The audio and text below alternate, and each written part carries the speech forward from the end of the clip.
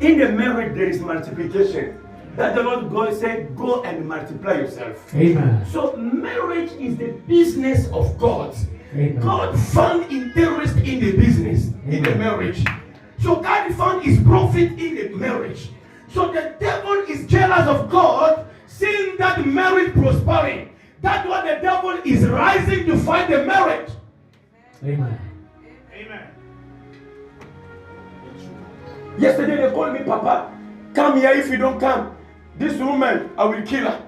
When I go, Mama, what's wrong? Papa, there were a phone calling my husband's phone. When I answer, he didn't answer and my husband deleted the number. It means my husband is teaching me. I take out my stuff out of the house. I say, Mama, you don't think.